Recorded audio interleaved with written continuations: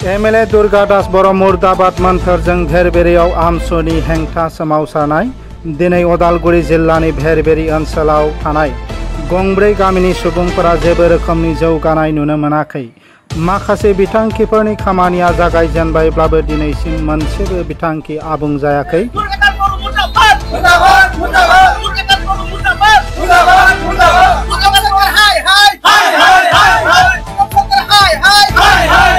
Minority सुबुं अनजिमा थानाय ओनसोलफोराव गोबां समायखिरा लानाय जादों, नाथाय दिनैसिमबो मोनसेबो बिथांखिखौ आबुं खालामाखै।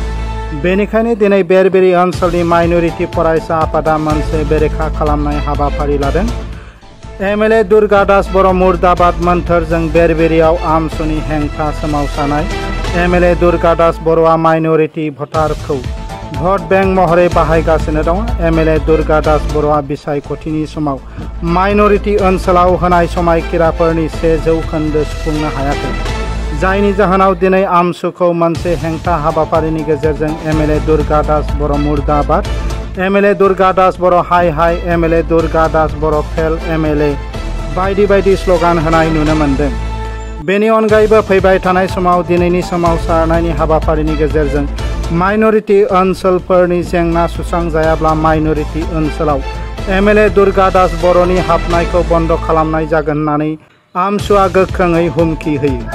2021 চনৰ পৰা আজিলৈকে প্ৰায় 5 বছৰ গুচি যাওঁ আমাৰ যিজন বিধায়ক মাননীয় দুৰ্গা দাস বড়ো ডাঙৰীয়া আমাৰ যিখিনি সংখ্যালঘুৰ মূল সমস্যা তেওঁ যিখিনি সমাধান কৰিম বুলি প্ৰতিশ্ৰুতি দি আমাৰ পৰা ভোট আদায় কৰি লৈছিল, আজিৰ তাৰিখত তেওঁ 99.99% ফেইল।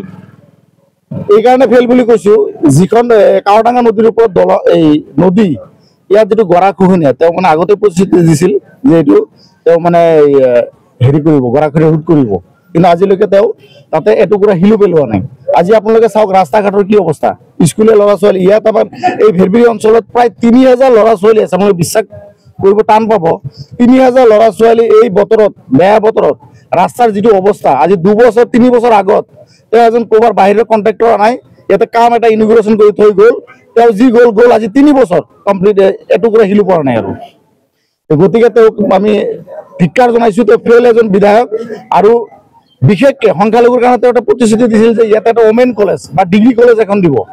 ক'ত গ'ল আজি তেওঁৰ প্ৰতিশ্ৰুতি? আমি কিহৰ কাৰণে তেওঁক ভোট দিছিলোঁ? তেওঁ কি কিছুমান দালাল লৈ ঘূৰাৰ কাৰণে ভোট দিছিলোঁ নেকি? তেওঁ কমিশ্যনৰ অংগ কৰাৰ কাৰণে ভোট দিছিলোঁ নেকি? ৰাইজৰ কাৰণে তেওঁ কি কৰিলে? তেওঁ এইটো প্ৰশ্নৰ জবাব দি হ'ব লাগিব। তেওঁ বিশেষকৈ আমাক যিটো কুঠাৰাঘাত কৰিলে, এই ভেৰবেৰি পঞ্চায়তখন 4খন গাঁও, বৰঝাৰ, ভেৰবেৰি, চামটিলা, চেনিবাৰী আৰু বৰঘাট, বৰঝালৈ টোটেল 5খন গাঁও তেওঁ অন্যায়ভাৱে BTADত পেলাই দিলে।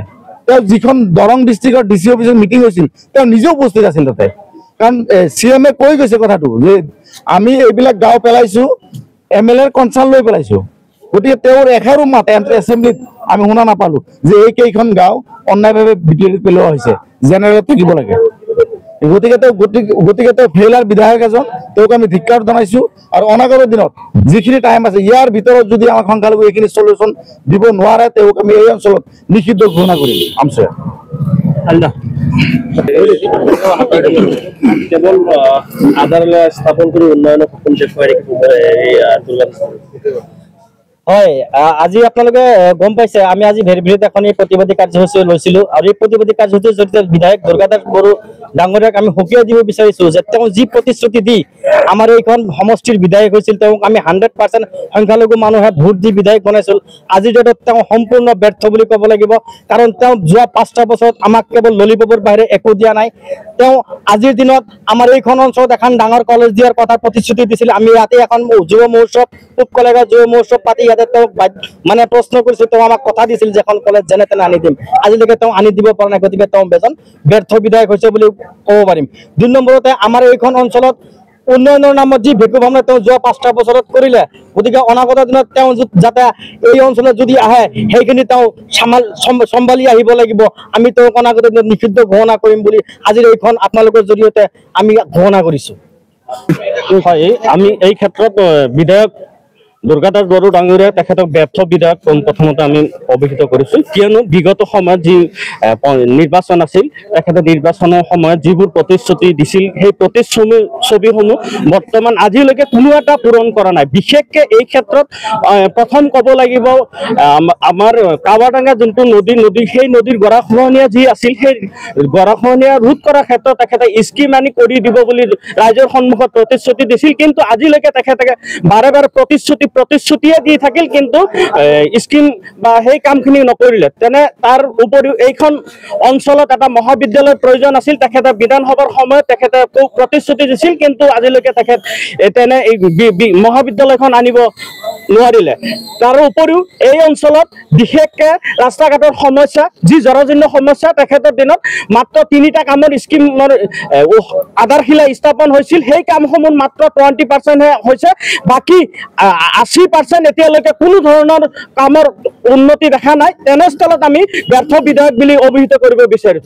তাৰ উপৰি এই অঞ্চলত এটাই প্ৰাথমিক স্বাস্থ্য কেন্দ্ৰ আছে, এই স্বাস্থ্য কেন্দ্ৰত তেখেতে আজিলৈকে এই বিগত 4.5 বছৰৰ ভিতৰত পৰিদৰ্শন কৰি হস্পিটেলৰ কি অৱস্থা আছে, কি পয়ালগা অৱস্থা আছে, কি আন্তঃগাঁথনিক ব্যৱস্থা আছে, ডক্টৰ নাই বা নাৰ্ছ নাই, সেইসমূহ বিষয়ে কোনো ধৰণৰ তেখেতে আজিলৈকে মাত মতা নাই।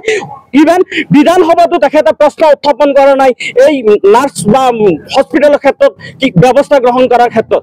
কিন্তু আমি এটাই কথা ক'ম, শেষত তেখেতে এটাই কাম, চবতকৈ ডাঙৰ এটা কাম কৰিছে এই অঞ্চলৰ কাৰণে, তেখেতে সন্মানৰ পাত্ৰ যে যি অঞ্চলত 1% বড়ো মানুহ নথকা অৱস্থাত তেখেতে অসম বিধানসভাৰ যি কেবিনেটে সেই কেবিনেটে সিদ্ধান্ত মৰ্মে ওদালগুৰি BTR জিলাত অন্তৰ্ভুক্ত কৰিছে, কিন্তু তেনেস্থলত তেখেতে কোনো ধৰণৰ মাত হাত দিয়া নাই। ইয়াৰ উপৰিও বিধানসভাতো তেখেতে প্ৰশ্ন উত্থাপনটো দূৰৰ কথা, প্ৰতিক্ৰিয়াও প্ৰকাশ কৰা নাই আজিলৈকে কোনো ধৰণৰ সংবাদ মাধ্যমৰ আগত। তেনেস্থলত আমি ক'ব বিচাৰিছোঁ, এই অঞ্চলৰ সংখ্যালঘু অঞ্চলৰ ৰাইজৰ ভোটহে লাগে তেখেতৰ, কিন্তু এই অঞ্চলত যি উন্নয়ন কৰিব লাগে সেই উন্নয়নৰ ক্ষেত্ৰত তেখেতে কোনো ধৰণৰ গুৰুত্ব নাই। অকল তেখেতে কমিশ্যন ৰাজ কৰি তেখেতৰ নিজৰ সম্পত্তি কৰাৰ ক্ষেত্ৰত কেইজনমান সাংগু বাংগু লৈ এই অঞ্চলত ভোট ভিক্ষা কৰাৰ ক্ষেত্ৰত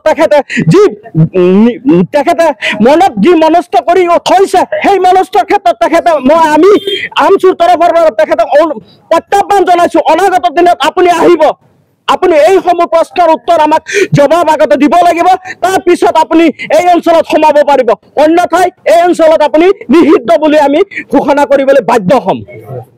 খালাইগাঁওনিफ्राय অসীম শৰ্মানি ৰিপৰ্ট NBT লাইভ।